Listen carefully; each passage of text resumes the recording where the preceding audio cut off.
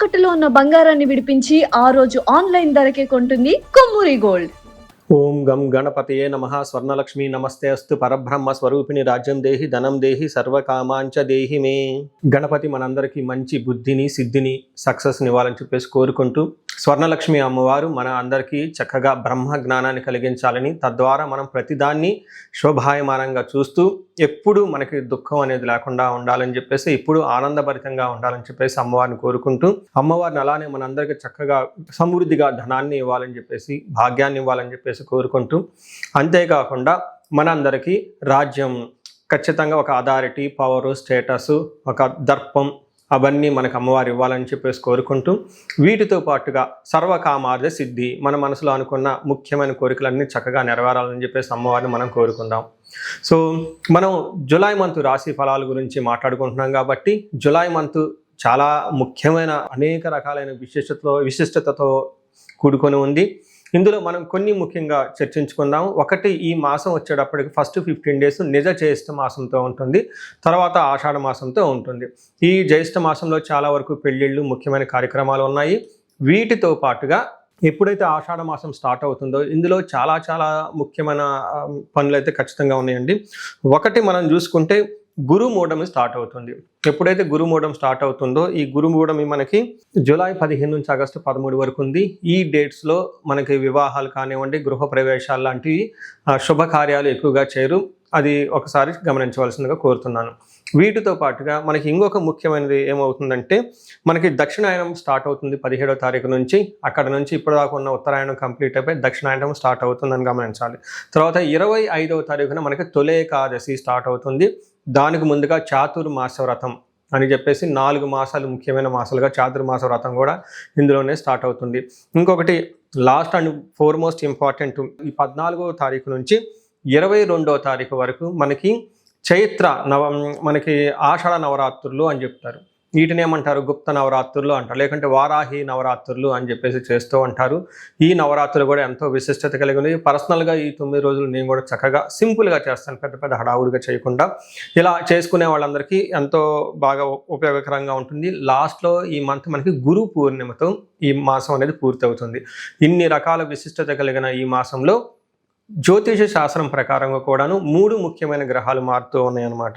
ఆ గ్రహాలు మనం ఏంటో చూసుకుంటే, జూలైలో 4వ తారీఖు, 7వ తారీఖు, 16వ తారీఖు, 21వ తారీఖు, ఇలా జూన్ అంటే 3 గ్రహాలు మారుతున్నాయి. ఈ మారి గ్రహాలు శుక్రుడు, బుధుడు, సూర్యుడు గ్రహాలు కూడా ఉన్నాయి. 4వ తారీఖు వచ్చేటప్పటికి శుక్రుడు, బుధుడు వచ్చి 7వ తారీఖు, 16వ తారీఖు సూర్య భగవానుడు మారుతూ ఉన్నారనమాట. ఈ యొక్క 3 గ్రహాల యొక్క ప్రభావం మనకి జూలై మంత్లో ఎలా ఉండబోతుందో మనం తెలుసుకుందాం. మకర రాశి చూసుకుంటే జూలై మంత్లో వీళ్ళకి దాదాపు ఒక 70%, 65 to 70% అనుకూలంగా ఉంది. ఒక 30% ఛాలెంజింగ్గా కూడా ఉందని మీరు గమనించాలి. ఇందులో ఉన్న నక్షత్రాలు చూసుకుంటే ఉత్తరాషాఢ 2, 3, 4 పాదాలు, శ్రవణం 1, 2, 3, 4 పాదాలు, ధనిష్ట 1, 2 పాదాలు అంతా ఈ రాశిలో ఉంటారని గమనించాలి. ఇందులో పేరు బలం చూసుకుంటే భో, జా, జీ, జూ, జే, జో, ఖా, గా, గి అన్న లెటర్స్ వాళ్ళ పేరు ఉన్న వాళ్ళు కూడాను ఈ రాశి వస్తుందని గమనించాలి. ముందుగా మనం చెప్పుకునే ప్రకారం ఇందులో మనకి 4 గ్రహాల యొక్క ప్రభావం మనం మాట్లాడుకోబోతున్నాం కాబట్టి, 7వ స్థానంలో అంటే ఫస్ట్ 15 డేస్ జూలై మంత్ బాగుంటుంది, తర్వాత 15 డేస్ కొంచెం ఛాలెంజింగ్గా ఉంటుంది. 7వ స్థానంలో ఉండటం వల్ల తీర్థయాత్రలు చేసే అవకాశం ఎక్కువగా ఉంటుంది. కుజుని వల్ల అర్ధనాశనం చేసే అవకాశం ఎక్కువగా ఉంటుంది. బుధుని వల్ల విజయము, శుక్రుని వల్ల సంపదలు వచ్చే అవకాశం ఉంటుందని గమనించుకోవాలి. సో ఏ ప్రకారంగా చూసుకున్నా కానీ వీళ్ళకి ఒక 70% చాలా అనుకూలంగా ఉందని గమనించాలి. వీళ్ళకి 7వ స్థానంలో సూర్యుడు సంచారం చేయబోవటంతో ఎలా ఉంటుందంటే, సామంత జన విద్వేష దారాపీడ సుతామయం ఉత్సాహ భంగకారిణి గోచారస్తే సప్తమే రవి. అంటే ఎప్పుడైతే సూర్యుడు 7వ స్థానంలో వీళ్ళకి సంచారం చేస్తూ ఉంటారో, సామంత జన విద్వేష, మీ కింద ఉన్న ఎంప్లాయీస్ మీ మాట వినే వాళ్ళు చాలా తక్కువ మంది ఉంటారు. మిమ్మల్ని ద్వేషించే వాళ్ళు కూడా ఎక్కువగా ఉంటారు. ధారాపీడ సుతామయం, భార్యకి అనారోగ్యం ఉంటుంది. సుతామయం అంటే సంతానానికి కూడా అనారోగ్యం కలిగే అవకాశం ఎక్కువగా ఉంటుంది. వీటన్నిటికంటే కూడా ఉత్సాహ భంగకారిణి, ఇది మోస్ట్ ఇంపార్టెంట్. మీరు ఏదైనా ఎనర్జెటిక్గా, ఉత్సాహంగా, చక్కగా పనిచేస్తూ ఉంటే అందులో మిమ్మల్ని ఆటంకాలు పరిచే వాళ్ళు ఎక్కువగా ఉంటారు. మీ యొక్క కింద సపోర్టింగ్ స్టాఫ్ ఎవరైతే ఉంటారో వాళ్ళు మీకు అంత పెద్ద సపోర్ట్ ఎవరు అని గమనించాలి. ఓవరాల్గా చూసుకుంటే కొంచెం టైర్డ్గా, డిసీజ్ వచ్చే అవకాశం ఉంటుంది. అంటే ఇక్కడ సూర్యుడు చూసుకుంటే మీరు ఉత్సాహంగా ఏదైనా పని చేస్తుంటే అందులో ఆటంకాలు కలిగించే విధంగా ఉండాలని గమనించాలి. అయితే 5వ స్థానంలో కుజుడు ఉండటం అంత మంచిది కాదు అని చెప్తారు జ్యోతిష శాస్త్రంలో. 5వ స్థానంలో ఎప్పుడైతే కుజుడు ఉంటారో మనకి దేహ జాడ్యం సంతాపం కాలాతిక్రమణ భోజనం దురితం కర్మలాభాచ భౌమే పంచమే సంయుతే అంటారు. అంటే ఇందులో దేహ జాడ్యం శారీరకంగా అనారోగ్యం కలిగే అవకాశం ఉంటుంది. సంతాప కాలతిక్రమణ భోజనం అంటే శారీరకంగా చాలా బాడీ హీట్ చేసే అవకాశం ఎక్కువగా ఉంటుంది. అకాలానికి భోజనం చేసే అవకాశం ఉంటుంది. పాప పనులు చేయాలని ఒక ఆలోచన వస్తుంది. మంచి ఉద్దేశంతో ఏదైనా పని చేస్తే సరిగ్గా రిజల్ట్ రాదు. ఇక్కడ కొంచెం శరీరానికి గాయాలయ్యే అవకాశం కూడా ఎక్కువగా ఉందని గమనించాలి.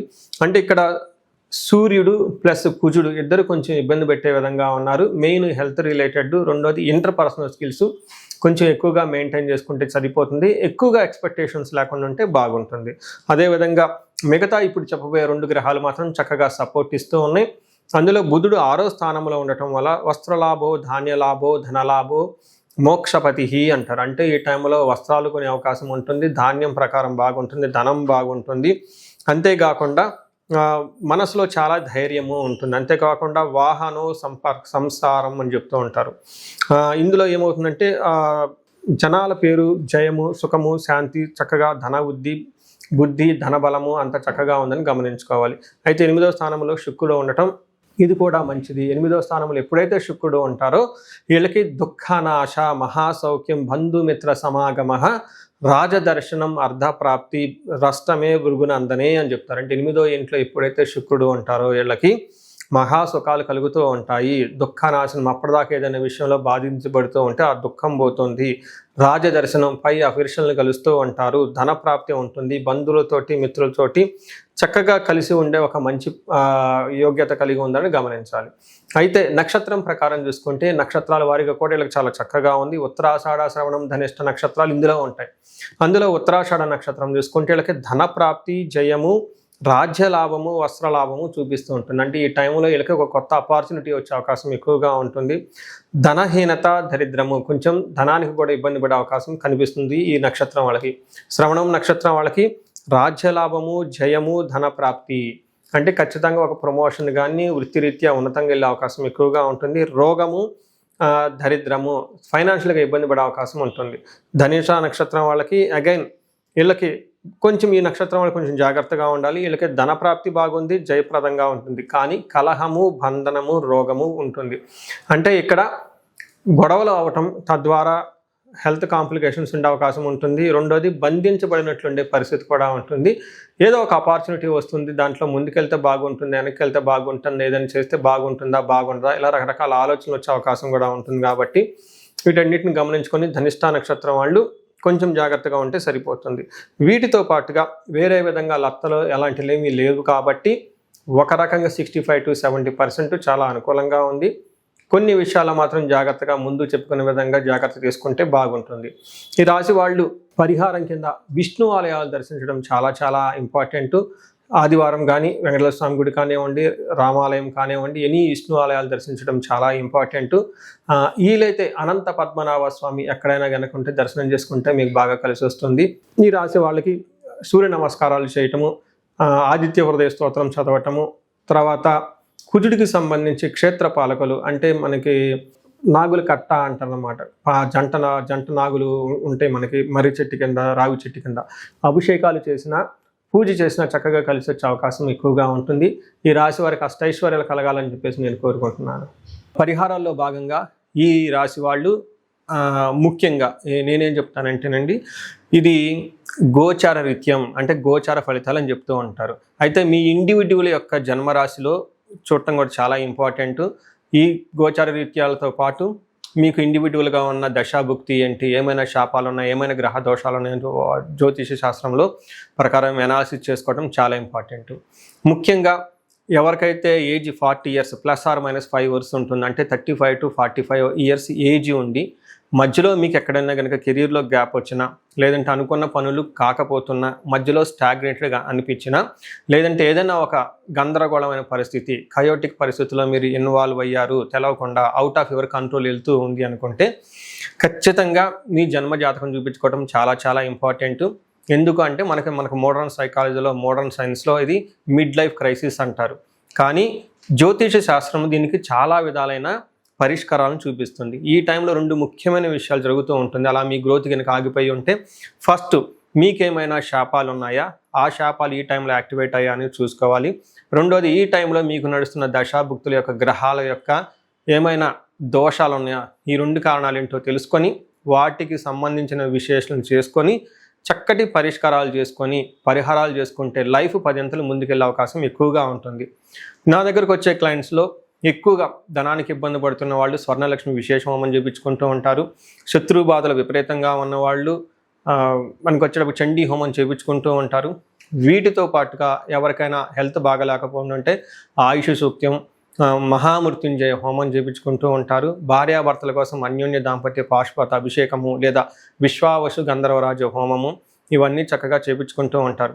ఎలాంటి పరిస్థితులు మీకున్నా, ఎలాంటి సమస్యలు మీకున్నా, లేదంటే ఎలాంటి క్లారిఫికేషన్ మీకు కావాలనుకున్నా కానీ, ఫ్యూచర్ గురించి ప్లాన్స్లో కన్ఫ్యూజన్ ఉన్నా కానీ ఒక్కసారి మీ జన్మ జాతకం చూపించుకొని ఆ జాతకంలో ఏ ప్రకారంగా ఉందని తెలుసుకొని చక్కటి పరిష్కారాలు చేసుకుంటే లైఫ్ అనేది 10 అంతలు ముందుకెళ్ళే అవకాశం ఉంటుంది. మీ అందరికి అష్టైశ్వర్యాలు కలగాలని, భోగభాగ్యాలు కలగాలని చెప్పేసి నేను కోరుకుంటున్నాను. నమస్తే.